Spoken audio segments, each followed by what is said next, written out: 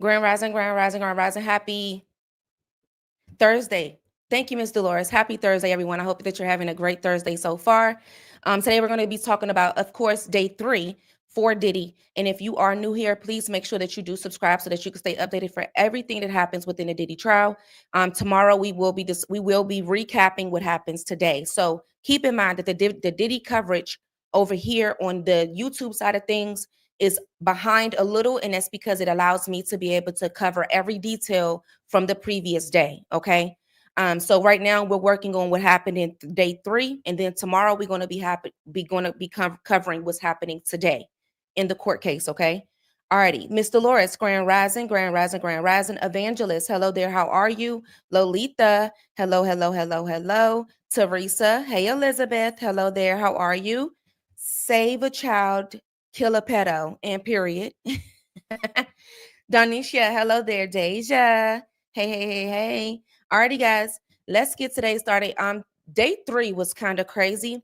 I think honestly and truly, hey OG, we are also on the Bigo side of things. Y'all are sharing Bigo with y'all time slot this week because I want to keep everybody updated on the Diddy stuff. If you are watching on the YouTube side and you do want to remain updated, I am going to cover partial of what's going to be happening in day 4 for the trial. We're also going to be covering DDG and Hallie. They're having some issues where she is allegedly accusing him of domestic violence. And as you guys know, they do have a young child with each other. And we're also going to be getting into Tory Lanez. As you guys know, from the very beginning, I've been saying that Megan Thee Stallion is a liar. And it looks like that Kelsey, her friend, has finally been using and whispering a little bit, and her whispers got a little loud because the bodyguard that was on the scene, but also that has been around the party, has been saying that Kelsey has been going around saying that she was the one that actually shot Megan Thee Stallion.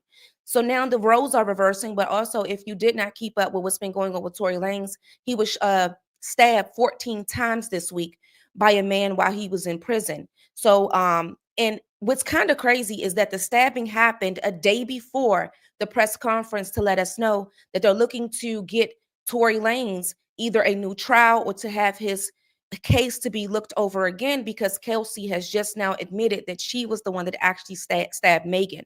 So we're going to watch the press conference today, and we're also going to get updated on other things that are going on, as well as I have a lot. It's a lot of cases that's going on. We have Tory Lanez, Harvey Weinstein. I'm going to go over the brief things that have been going on with Harvey Weinstein's case as well today as well on the Bigo side of things. Bigo, thank you so very much. Thank you, thank you, thank you. All right, let's get into the deets.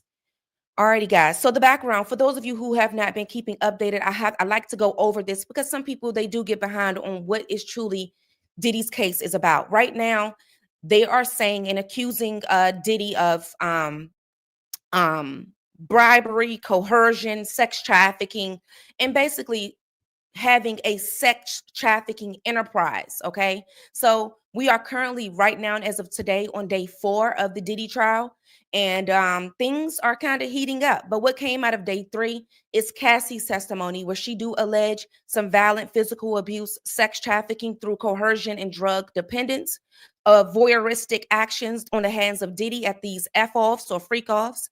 And then you also have the blackmail using these sex tapes in order to keep her under his full control, and then drug addiction, as well as some self-unaliving ideations and trauma in which she has been left with over the years, due to which she had to endure at the hands of Diddy, and then witnesses. So there was some witnesses that did see some of the abuse at the hands of Diddy that were against Cassie.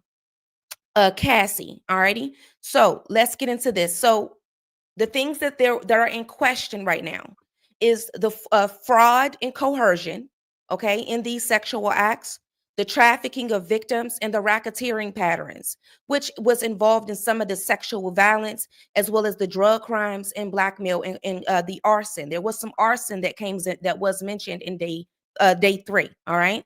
So the evidence that was brought forth yesterday was photos of Ventura's injuries, surveillance footage from the 2016 incident. Now, what happened yesterday was that they did release a 15-minute unedited version of the hotel incident that happened. Okay. And if you guys remember, the media had put out just a short version a few months ago, but yesterday they did release the full unedited version. If you guys haven't gotten a chance to go look at it, I suggest that you do so. Now, it is a little triggering before you go watch it, okay? I will tell you guys that. Now, they also did discuss and did show some emails, as well as text messages and video data, some testimony from the LAPD that happened in the previous days, and also testimony that it is expected. So they are saying that Cassie Ventura's mother is expected to also speak along with some others on the witness stand as well. Hey, Max, how are you? So let's get into the timeline that happened yesterday. So when it comes to the physical abuse and the violence, hey J Money. So Combs has struck Ventura in the head inside of a car with his driver and security officer that was present at the time. There was a 2013 altercation after attending a Prince party without permission. Combs had beat Cassie with luggage at a hotel room for attending this event. Okay. So then you also had the 2015 Las Vegas beating where Ventura had described being punched and kicked until she had to hide under a toilet. Okay. And then you also have one security guard that says that they cried because of what they had to witness at the hands of Diddy and watching what Cassie had to go through. Now, of course, one of the big things that we're mentioning, hey, Juicy, how are you? One of the big things that is constantly being brought up in this trial is the 2016 Intercontinental incident, where the surveillance did show Combs physically attacking Cassie, an the LAPD officer who is known as Flores. He did respond to this incident, and then he also did testify about what he witnessed. Something is really wrong with Diddy, for sure, Miss Dolores. Now, when it comes to the injuries, there were some injuries that were shown to the jury. There was some photos of a black eye, a fat lip, and bruises that were also shown. Ventura also wore glasses. So if you guys remember, which on the Bigo side, we talked about this yesterday, there was this picture that she had on a black and white suit, okay? And she had like a short cut and her eye was covered. So what came out yesterday is that particular picture was actually where she was trying to hide a bruise that was on her eyebrow that Diddy had caused. And it was because of some things that happened previously prior to them going to that specific event. Now, there was a plastic surgery incident back in 2013 where she was left with this permanent eye scar and she was taken to the plastic surgeon due to what Combs did. Now, they did say that Diddy, he had power, okay, to get doctors and people to give them her, you know, her doctor's papers or her paperwork, which broke all type of HIPAA laws. I don't know what type of power that is to where he was able to even cover up the treatment that she had to get for the plastic surgery for her eyebrow. And it's because he was able to pay doctors off and he was able to find out a way her medical records. He was able to get access to these medical records to keep them under the radar to ensure that she never goes public with them. This just lets, and what this does within the courtroom is it allows the jurors to see what type of power this man had, his level of power. For example, me and you, everyday average Joe, would not be able to go to the doctor and say, hey, give me so and so's paperwork and ensure they don't get it. But when you have the level of power in which Diddy had, he was able to do so. He was able to go to the doctor and say, hey, don't let her get the paperwork. Let me have it. Give it to me. Or give it to my team or give it to my employees. That is the level of power that he had and covering up things. This goes back to the whole incident that happened at the Intercontinental. Because if you guys remember, they did say that Diddy was able to pay the hotel to keep this recording under the radar, to keep it off the record, but also to allow him to get access to the recording. That's power within itself. Okay. Can I see the hotel recording? The hotel recording can be found all over. It's all over. I cannot show it here on Bigo. And I'm not going to show it here on YouTube either because I don't want to take any chances, but it's all over.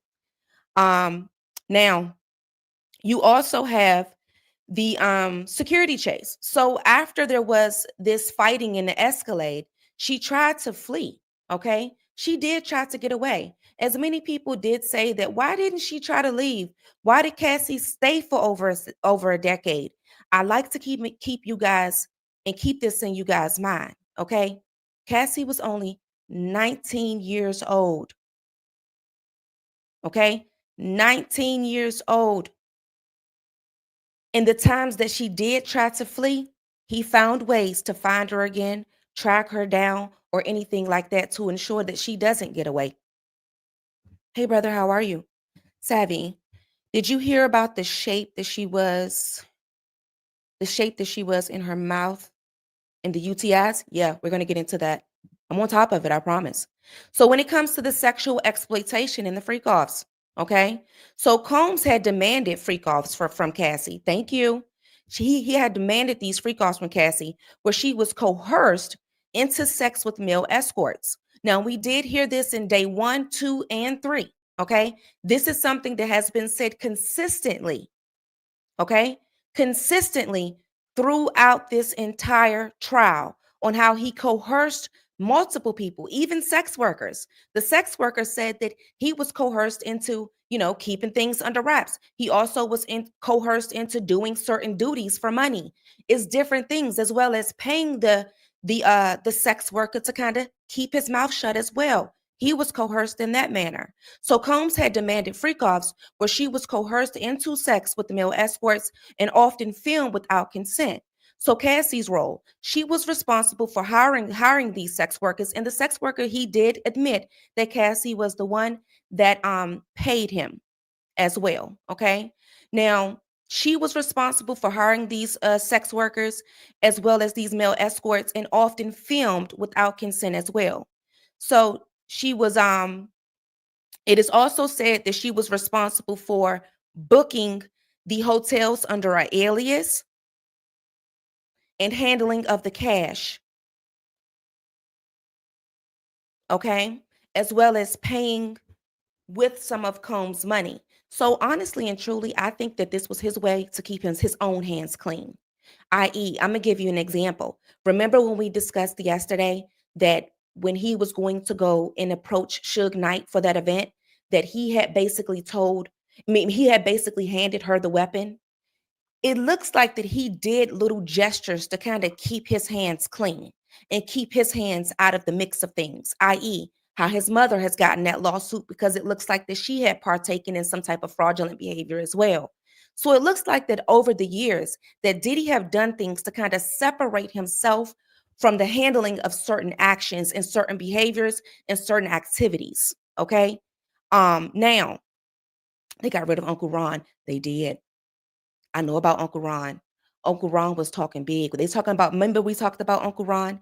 So they also had as well the drug use. So she had to take ketamine. And as you guys know, we did do our own research on ketamine and what it does. Ketamine is very strong. It does shut down the nervous system. Some people get a little woozy and delusional at sometimes, and sometimes it can be hallucinating.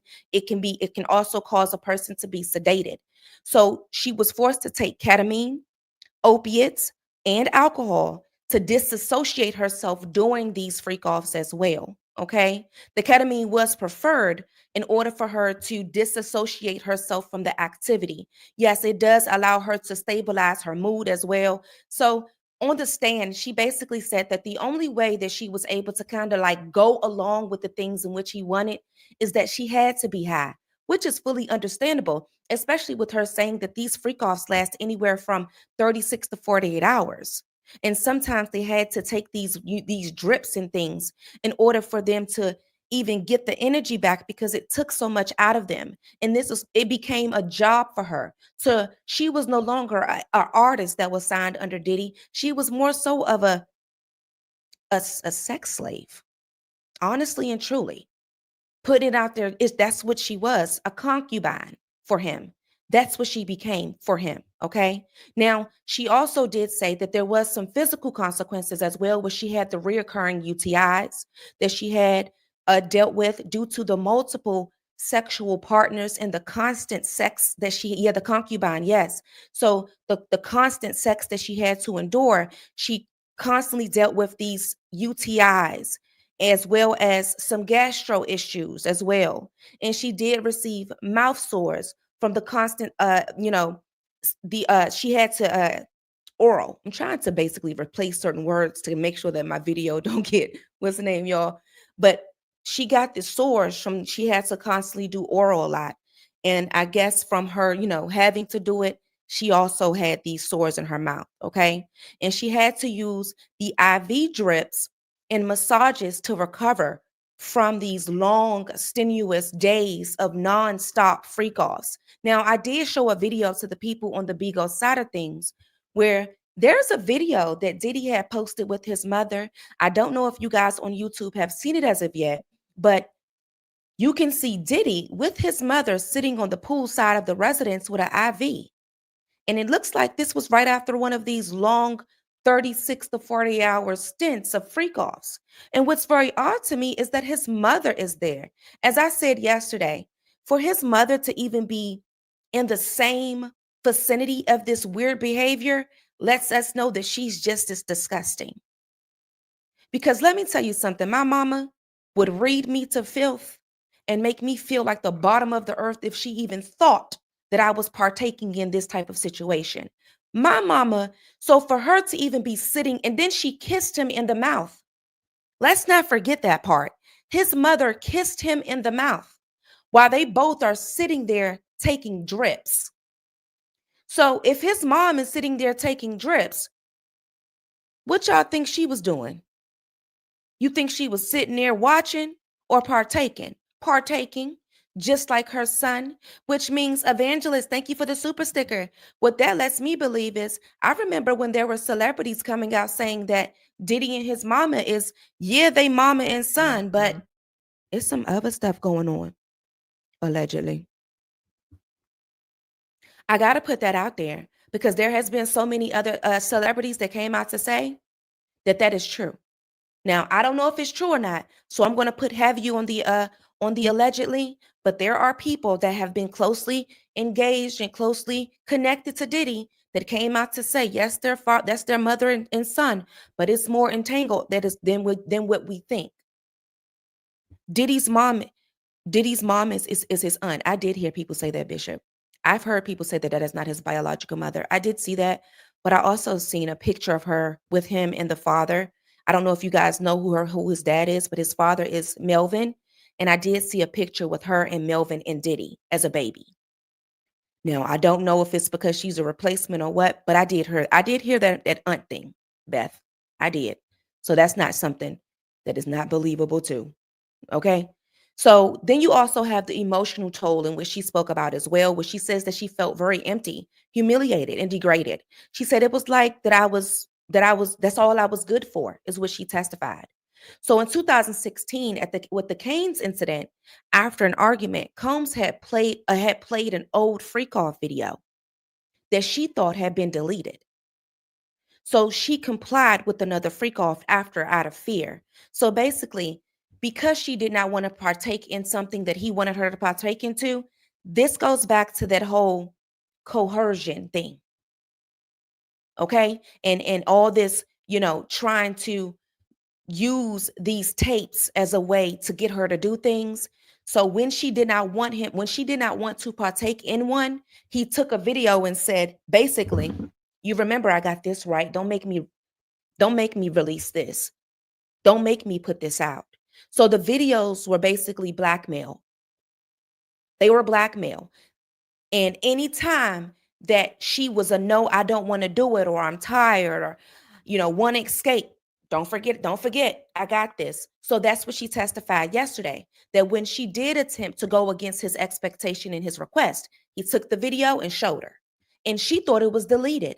Now, as I told you guys yesterday, it was alleged in one of the lawsuits, because I did read it, I remember. And for those of you that did read it, they did allege that there was a man that worked on Diddy's that was under his, in his on his team, and this man was good at techs. He was IT, and he was good at hacking as well. Well, they said that anytime that Diddy would want to recover something, or if someone wanted to delete something or get rid of something, Diddy can tap this man on the shoulder and he can recover what he wanted. He can hack whatever he needed for him. This IT guy. And that if I remember correctly, that would be, if you want to go look at it yourself, that would be in the producer's lawsuit. You guys remember the producer that did the lawsuit after Cassie? Look in his. He actually identifies the IT person as well. And the producer, he also allowed us to know who was the person that was responsible for giving drugs. That's how we knew who the mule was. If you remember, when they had raided Diddy, they had arrested his mule who was at the airport. Well, if you guys did not know, the mule, he did take a plea. Okay, they did find drugs on him, and he took a plea. That same mule is actually in the lawsuit from the producer. So if you want to go see who was responsible for what, and who had certain lanes of responsibility, that's who you can go look at. Okay. So, what the producer did, if you guys remember, Cassie put hers out, but what the producer did is piece hers together to kind of give us a little bit more detail in the story. Okay. And if you guys want me to, on the Bigo side of things, we can go back and look at both of them if you like, because I do have them. On the Bigo side, press 1 if you want to cover that today as well. Okay. 20 likes. Thank you so very much. Now, you also have the sex club visits. All right. So Combs had pushed her to participate despite discomfort.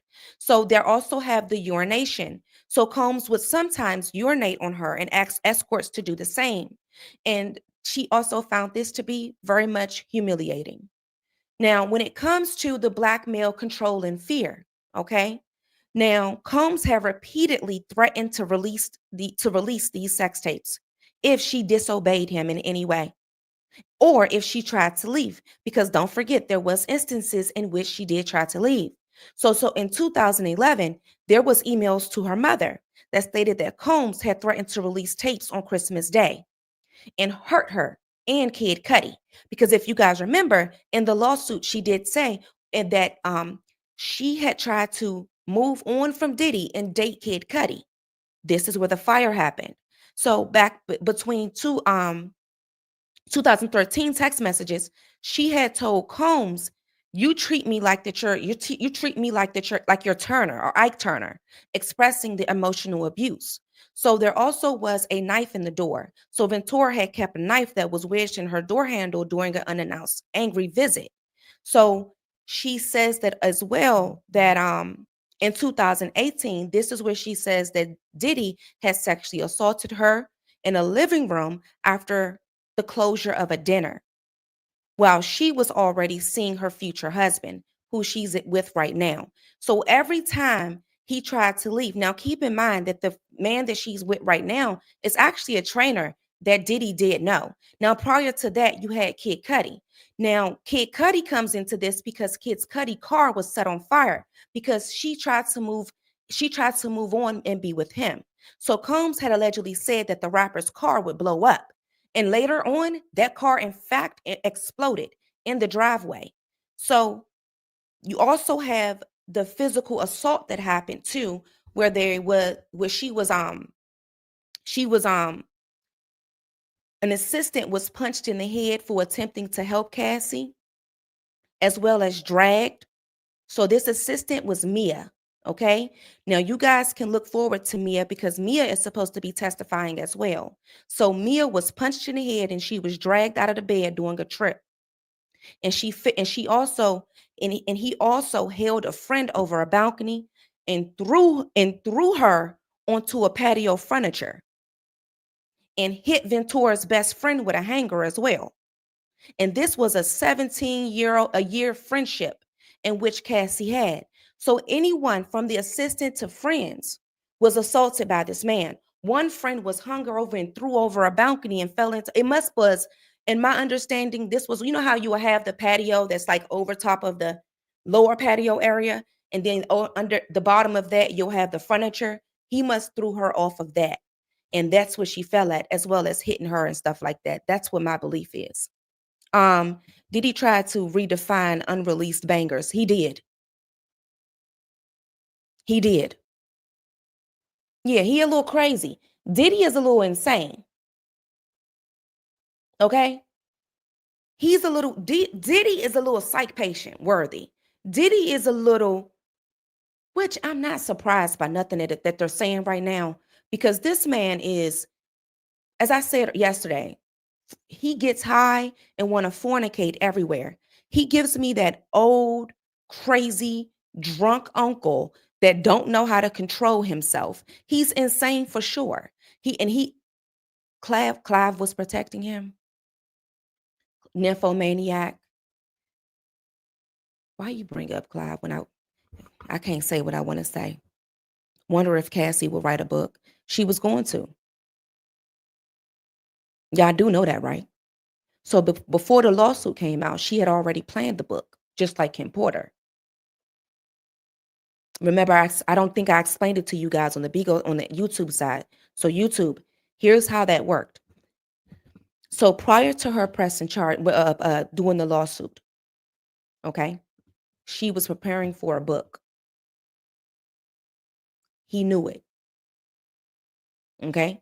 Now you guys know about Kim, right? If you know, you know. I ain't got to go into details on that. She was planning to write a book, but in an attempt to stop her, she was afraid, of course, because of how he is when the truth is about to be exposed. I'll be sure was as well. Okay. So she took him to court. And honestly, I think that the court thing was a way that if something happened to me, that's what I think the court really was, because she wanted to write this book. And he chose to bow out gracefully because he knew that she held the juice. She held the juice to what we wanted to know. And before the lawsuit dropped, remember I explained yesterday that he wanted to basically silence anyone that he can. So this is where he sent out the NDA and the contract, basically attempting to give back the publishings to his previous artists. You know, those who were signed under him, Day 26 and Danny D. Kane. And then that's where they came in and said many of them decided not to sign it because the publishings was only worth a couple $100. So before her lawsuit even dropped, he had already been trying to silence everyone because he knew Cassie is about to do her big one. He already knew. The knock already knocked at the door. It already came. Okay? It already had happened already. So that's how that whole thing happened with this lawsuit. And when he decided to bow out, when you bow out of a federal law when you bow out of a lawsuit and you pay, what does it show? Type it in the comments, everyone. When you bow out of a lawsuit, what does it show? When you bow out. If you fight, it shows something different. But if you bow out and you pay, it shows guilt. Okay? It shows guilt. So yes, she gave the civil, but let me tell you what the producers did. The producers' lawsuit showed us what a RICO enterprise looked like. Okay? It showed us what it looked like. See, when she did her lawsuit, she did it from a victim standpoint. When he did his, he broke down literally the RICO enterprise. And then boom, federal charges. That's how that worked. Because you got to ask yourself, why we ain't heard nothing from the producer? Lil Rod lawsuit. Where he at? The purpose of his lawsuit was to show us the RICO. And in his lawsuit, he actually explained it as this is a RICO enterprise. This person does this. This person does this. This person is responsible for drugs. This person is responsible for booking. This person is responsible for da. That's what his did. Did he win his suit? I haven't even heard anything else about it. I think I seen somewhere where he dropped it, but I'm going to double check it when I get off of here. Okay. Now, you also have the drug dependency. So taking some opiates daily Last used was 2022, entered into a rehab and trauma therapy in 2023 after she had some ideations of self-harm. And then you also have the attempted to walk into traffic doing a breakdown. And then you also have her husband, Alex, who had to stop her. Alex Fine, who was fine, by the way. I learned that yesterday. I didn't know that he was that fine, but she did get her a nice fine one. Great support system that she does have. And then you also the attempt to reclaim her voice. So she did write a book in 2023 and she sent it to Combs, offering to sell the rights for $30 million. And then she filed this civil lawsuit in 2023. Didn't I just explain that? And I've been saying this from the very beginning. That's the only reason that we have what we have right now, is because when that lawsuit and he showed that guilt like that, okay? So she wrote the memoir in 2023. She sent it to Combs. He didn't want to deal with it at all. So then she sued him. That's where this all came from. It was her, I'm about to tell on you. This book about to come out.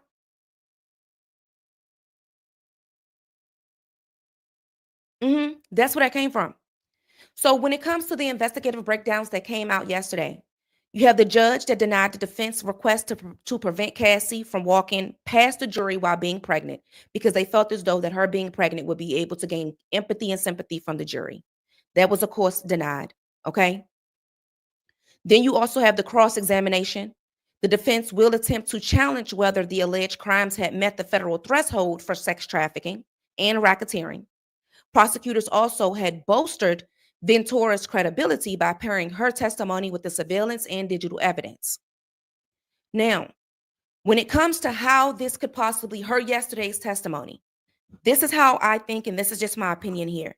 Ventura's testimony, what it does for the prosecution and how it helps them. Okay?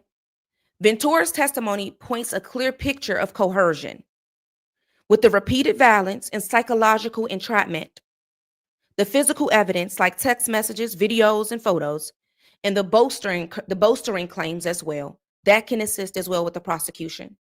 And then her visible trauma, okay? That can add to the prosecution as well. And then you also have the criminal enterprise, the recruiting, the transporting, the paying for escorts, and the drug use and the blackmail, i.e., either you're going to do this freak off or I'm going to do this. You see this? Remember, I got this. I got this. That's blackmail. You can't do that. Okay? You cannot do that.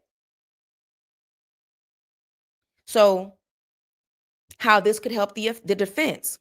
They may argue that this, and that is what they're pushing to argue. They're pushing to argue that this is consensual. Okay? That every adult in this situation had done this they have done this consensually. Now, what they did show yesterday is that there were times where Cassie did ask for some of these freak offs. They did say that Cassie was upset when they did have proof that Cassie was upset when she didn't get to stay with Diddy after the freak offs. And they did also show instances where Cassie requested, that she wanted to partake in some of the freak offs. And that will help the defense in some way because it will show that she could have possibly been consensual with this. But we can also look at this as a from the victimology standpoint, where this is a victim that knows that her abuser likes these freak offs, and she knows that if she partakes in this, that she doesn't have to worry about getting hit, or her friends don't have to worry about getting hit. You can look at it from that standpoint as well, for the prosecution. And as I explained to this before, it's all about if the jury truly understands what a victim look like, and if they don't.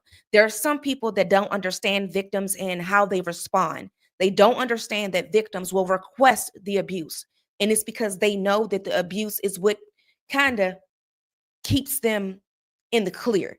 They don't understand that sometimes victims would allow friends to get hit because it's not them getting hit, you know.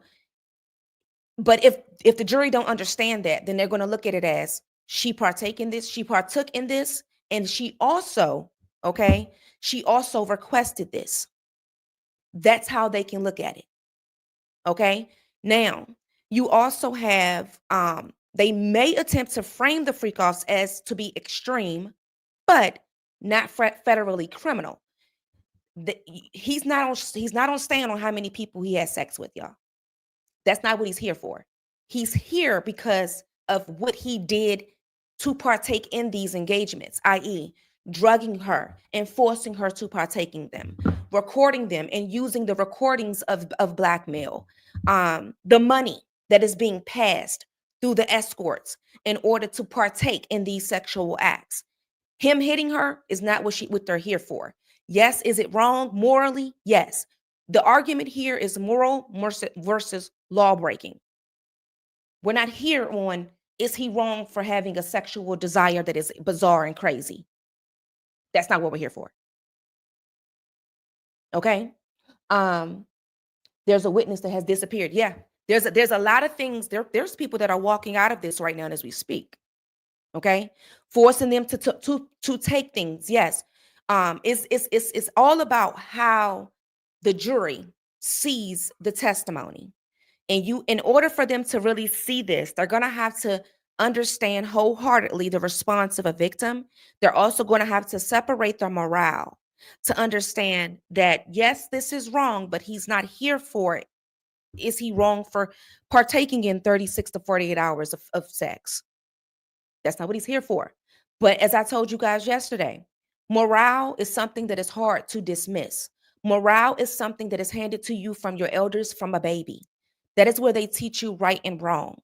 That is where your parents show you what is expected. And then sometimes morale can also be merged with religion. So if you have someone that is on a stand that has a morale that is also built on religion of thou shalt not fornicate, they will find wrongdoing in what Diddy is doing, which then would then lay heavy on their decision on what they think he's guilty in. So morale is something that is it's hard to drop and it's hard to let go because it's in you. It's something that is environmentally and biologically handed to you. Because believe it or not, scientifically proven, your morale can be handed to you biologically as well and environmentally. Basically, the household that you were raised, the community that you were raised, it's all about that. Okay. Now, you also have the $20 million civil settlement that could be framed as a financial motive. Okay. Did Cassie actually want to do this because she was a victim? Or did Cassie do this because she wanted money from Diddy?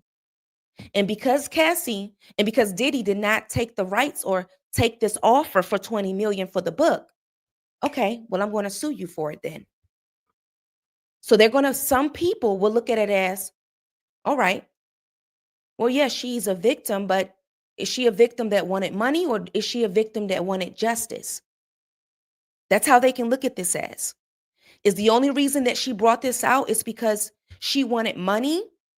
Or and I'm gonna give you an example. There are some people, and you guys can give me some feedback on this. Press 1 if you would say, if Cassie is a victim, why didn't she go to the police? Press 1 if you can say that you have said this throughout this entire thing. And be honest. Y'all know, I don't judge your perception of opinion. Press 1 if you are a person that said, if Cassie is a victim, why did she go for money and didn't go to the police? If you are one of those people, that is what I'm talking about right there. You will have jurors that have that same thinking. Does Cassie want to see justice and Diddy in jail? Or does Cassie want to see Diddy? Do she want money from Diddy? That's what could possibly be on a jury. Because keep in mind, y'all, the jury is everyday people like me and you. They are. Me, myself, I think that Cassie is a victim. I do. I do. Reading her testimony, I cannot question whether or not this woman was a victim. And I also cannot judge her response either. I just can't. Cannot judge her response. And I also am fully aware that she has been in fighting with this man since she was 19 years old. Now, me being someone that can look at both sides, I can also say, I wish that Cassie would have just pressed charges because there was a law that was going on for 365 days, which her lawsuit had fell under. There was one in LA and there was one in New York. Basically, it was a year, and in New York, it was extended. And that's where his charges came from. So, if you guys don't remember, there was a law that was created, and it's both sides TP exactly. There was a law that was created in New York and LA that basically extended the statute of limitations for sexual assaults. So many of the celebratory cases that you guys are seeing in LA and in New York, they're coming from the law that was put in place, okay, that allows you to press charges or lawsuits or anything because the statute of limitations were extended for a certain amount of time. Some of them it was 365, some states it was 3 years. It all depends on what state it was and what state and how they went about it. So this Diddy one and some of the ones that you're seeing in LA is coming from that specific law that was put in place. And it was a temporary standing type of law that only lasted for a couple of days. Um, so that's where a lot of this is coming from. So I can't really judge her response on this. And, because a victim is a victim, and I can't judge that. I can't judge how she responded. I can't judge what she think justice looks like. I just think that it could possibly been a time where she's seen that, okay, my statute of limitations is extended. Could her, you know, offer for 20 million, could that be looked at as she just wanted money? Of course. And you're not wrong for feeling that actually. And some jurors probably feel that too. You're not wrong for feeling that way. Now, you also have she did admit to staying with Combs voluntarily and interacting with him after some of these incidents. This can help the defense because this goes back to what their foundational fight is. Their foundational fight in the defense is this was consensual. She was not forced to do this. She wanted to do this. And that's what I'm about to bring up, Miss T. Um, you can you can see how scared Cassie was in that video. Absolutely. Absolutely. Now, what we can look at that is this. Yeah, she stayed. And that's a great defense. It shows that, she was partaking in it. There are text messages that proved it. There's emails and things that prove that she willingly stayed and she admitted it out of her own mouth. Fine. But we can also look at the victim standpoint of Stockholm syndrome, which doesn't allow them to be able to identify the issue that is at hand. And sometimes, while they may know that it's a problem, they begin to accept the good, the bad, and the ugly. And let's not forget that this girl was on ketamine day in and day out and drugged. Some things she possibly don't even remember. And if you understand the victim's mindset, then we know, as I explained earlier, sometimes they will request the abuse because they know that's what makes the abuser happy. Sometimes they will, go along with it to avoid further being beat on or drugged or forced into things. And it's more easier that way. Sometimes that's just how it's kind of crazy, but that's how victims work. You know, being a victim is not something that you can, it's not a black and white thing. Being a victim is not black and white. There is not two victims that I can put side by side, same situation, and they will have different responses to the situation. There is no victim that is the same. There's multiple, thousands of people that have been through domestic violence, but I promise you every story is different. I promise you every response is different. So while many people may believe, well, why did she request the abuse if she didn't want to do it? Because she knew that's what made him happy. While she may not want to partake in the sex, she definitely didn't want to get beat on.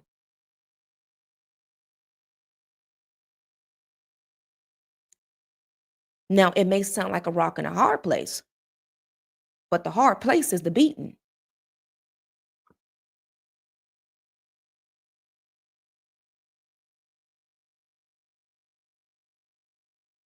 Because let's not forget, she also testified that whenever she got beat, the bruises, he would then send her off somewhere and hide her. And his employees would help hide her. But let's not also forget, she done got knocked in the head to where she had to get surgery. And he was even able to cover that up. So her rock and hard place was a hard decision.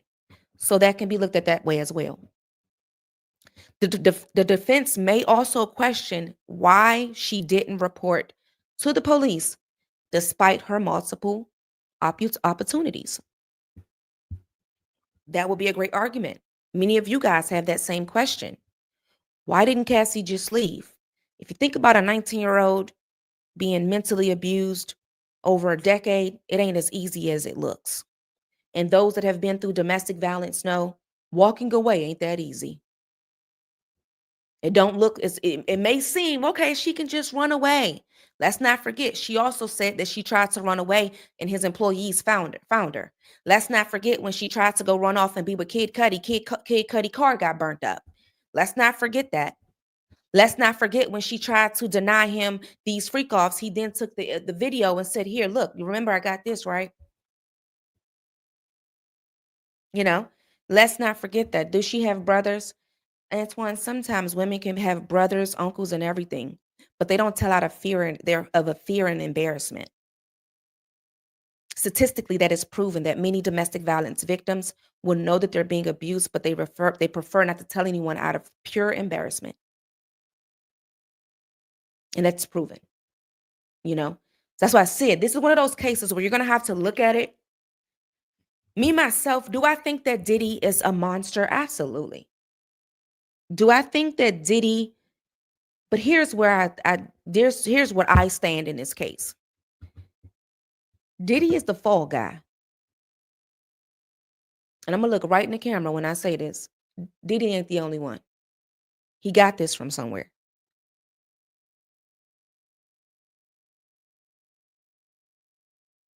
That's how I look at this. Cassie ain't the only one. There's more than one Cassie somewhere. Do I think that he's an outright monster? Absolutely.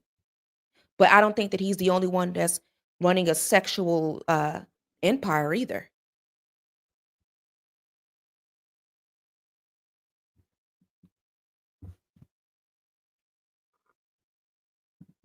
He groomed her and she was a good victim. Absolutely. Absolutely.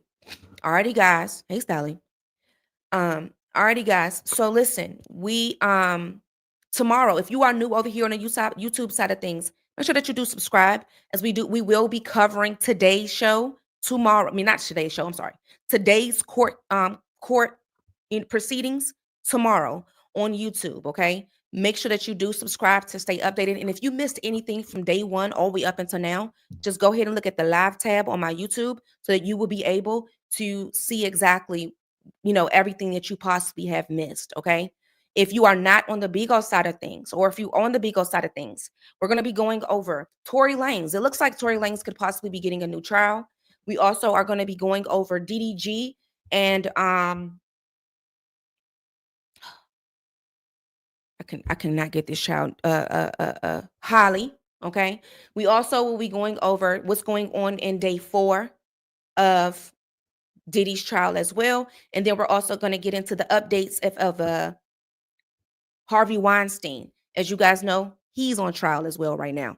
There's a lot going on, and we got a lot to discover and cover. Okay, Sovereign Haley, or whatever you call her.